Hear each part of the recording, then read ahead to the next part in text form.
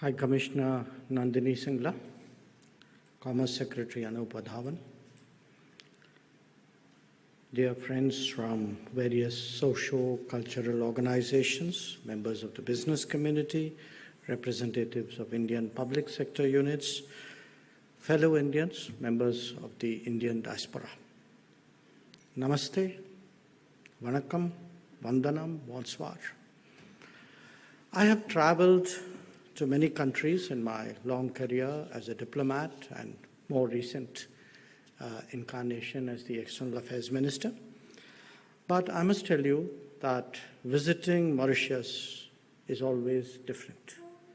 It feels actually like a homecoming. Every time I am here in your beautiful country, I realize how closely we are bound to be amongst people like you who continue to cherish and celebrate their Indian roots and traditions so vibrantly. This is actually a feeling which is very difficult to put in words. Whether it is Mahashivaratri or Kavadi Thaipusam, or indeed Ganesh Chaturthi or Holi, you have kept your faith and your fervor alive. Similarly, I can taste the flavors of India every time I visit, be it Kato Pima or the Dal Puri. And I hear it in the Hindi news on Mauritian radio and TV, and indeed in the melody of the Geet Kawai. And I see it in the colorful saris, the clothes, the dance, the music, some of which we had the pleasure of just witnessing. Now, all of this has been made possible because you have passionately preserved and promoted your mother tongue, your festivals, your tradition, and your way of life. Mauritius is probably, as the High Commissioner noted, the only country in the world where you have 1,000 socio-cultural Indian organizations, and many of you, of course, represented here today. You serve as a vital umbilical cord that nourishes and keeps alive our shared cultural and historical legacy and passes them on to succeeding generations.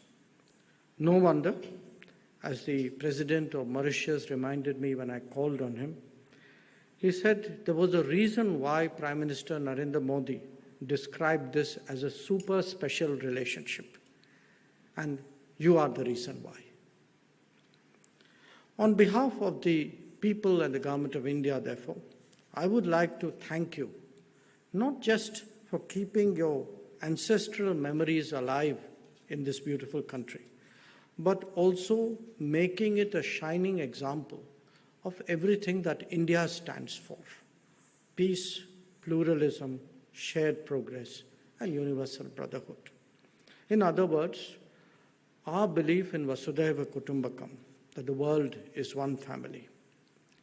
Now, these values, these beliefs are more relevant today than ever before. India has been demonstrating that in action during these difficult times of COVID-19 by supplying vaccines to over 74 countries and by making a commitment to vaccinate all the UN peacekeepers in the world. And this is done under our Vaccine Maitri initiative. As for Mauritius, which is one of our closest friends and partners, it is only natural that we would gift vaccines as soon as our own vaccination program started at home. At the Mauritian government's request, we also facilitated the arrival of 100,000 more vaccines, and I have assured the Prime Minister that India will continue to ensure that the requirements of Mauritius in the coming weeks are met. So I want to give you a clear message. India has always stood by Mauritius through thick and thin, before, now, and ever after.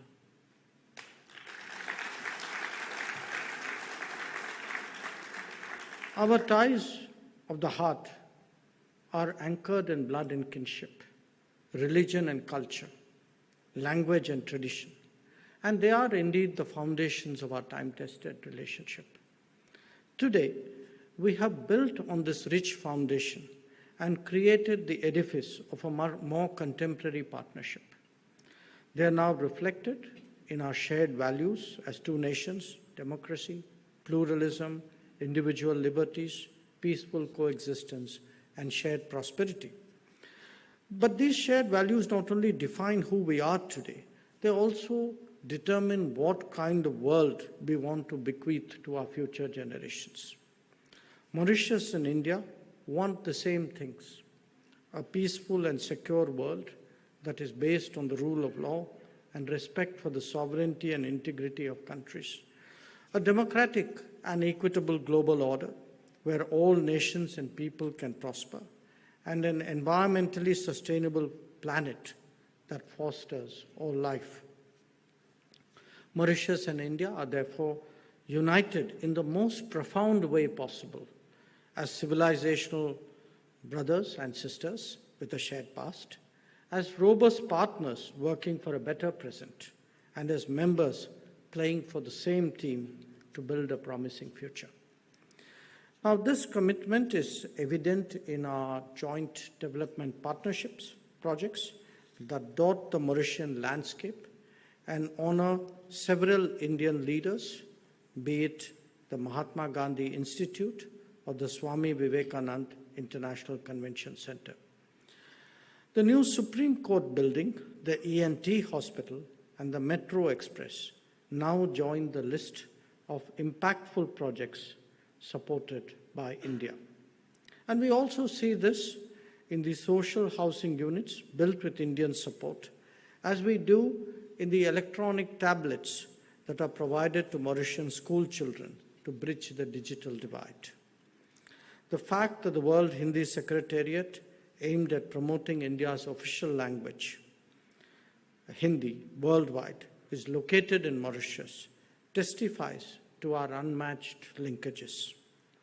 Even the center where we are right now, India's biggest cultural center, I believe, anywhere in the world, with more than 2,600 Mauritian students learning different Indian arts and cultural traditions. That too is a statement of our relationship.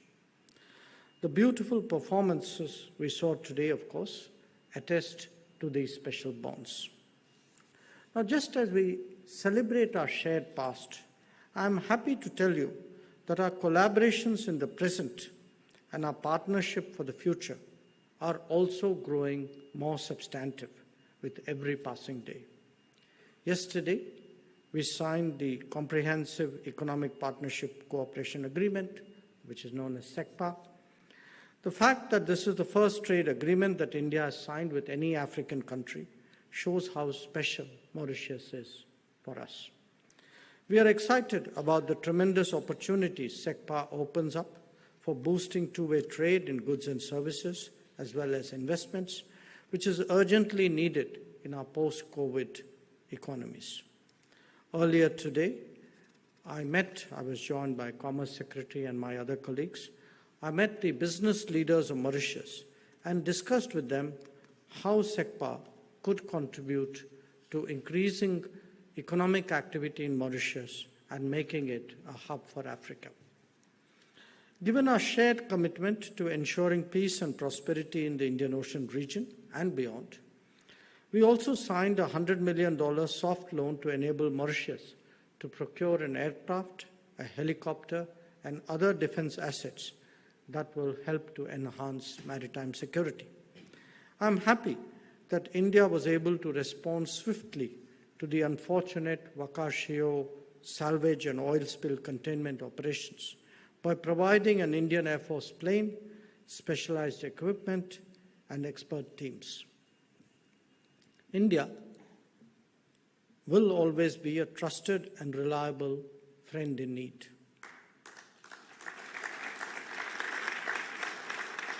And a friend I can assure you that Mauritius can always count on. We will, as always, support the enhancement of Mauritius's own capacities in vital areas of maritime surveillance and security to address the challenges of an uncertain world. This unique trust, with a half-century record, should inspire even greater confidence in future endeavors. Looking ahead, we have ambitious plans and several new projects that will commence in a few months. This includes India's first solar energy plant at Mauritius, a new civil service college, a forensics laboratory, a new library and archives, a renal transplant unit in the Jawaharlal Nehru Hospital, new mediclinics and area health centers, and a project to replace water supply pipes. While these are physically visible projects that will materialize soon, our intangible but equally important cooperation in political, economic, cultural, people-to-people, and global matters is also set to grow. 5 days ago, President Narendra Modi addressed experts from 10 select countries in our neighborhood, which included Mauritius, in a virtual workshop on COVID-19 management, and suggested a special visa scheme for doctors and nurses, as well as a regional air ambulance activity to enable quick travel during health emergencies. He also proposed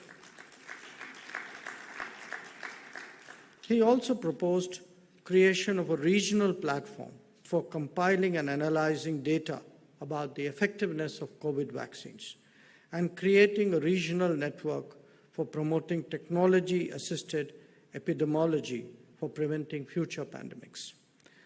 Prime Minister Modi also underscored that if the 21st century is to be the Asian century, it cannot be without greater integration among countries of South Asia and the Indian Ocean. This opens up a world of opportunities on what India and Mauritius can do together in the coming years.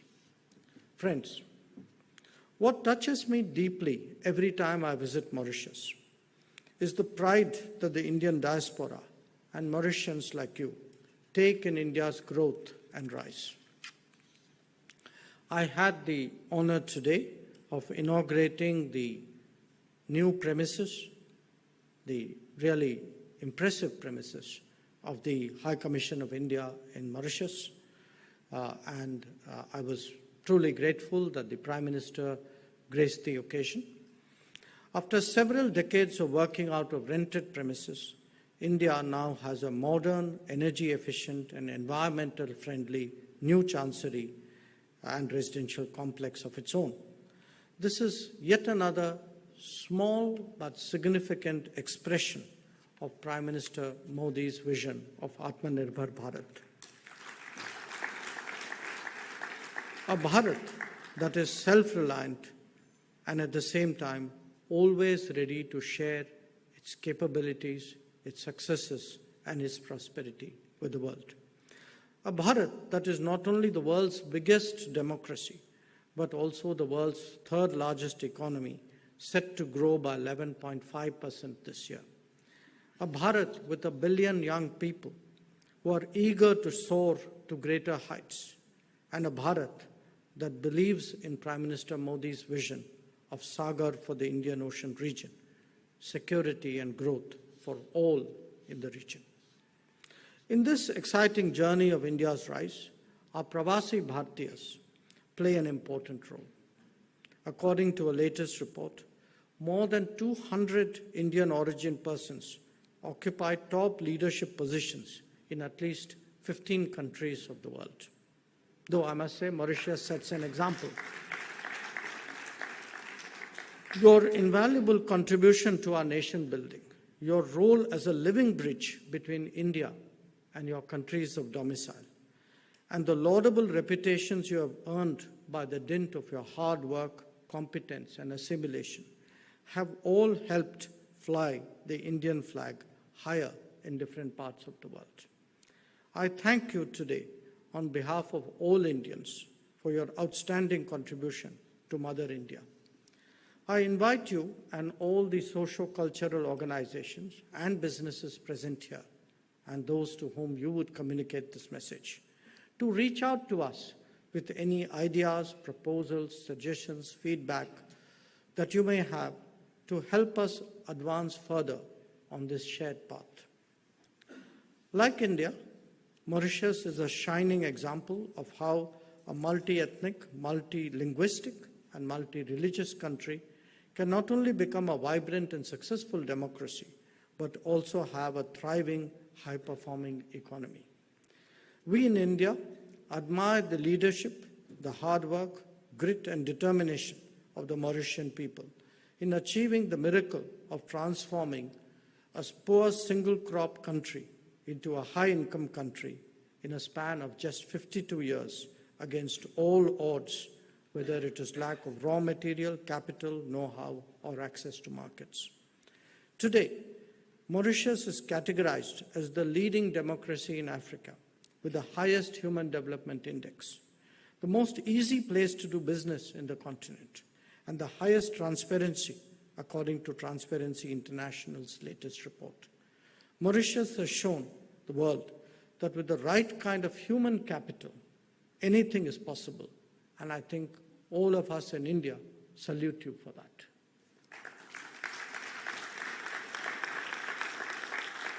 As many of you know, our Prime Minister, Narendra Modi, has a special association with Mauritius. He has been visiting Mauritius even before he entered active politics and is very fond of this country. He sends his warm wishes and greetings to all of you and to your families. And I join him in wishing you all a very happy Mahashivratri and a blessed 2021 that I hope will bring normalcy, good health, good cheer, and as the High Commissioner said, no masks. As we say in India, Sarve Jana Sukhino Bhavantu, may all be prosperous, may you all be happy. Thank you. Jai Hind, Jai Mauritius.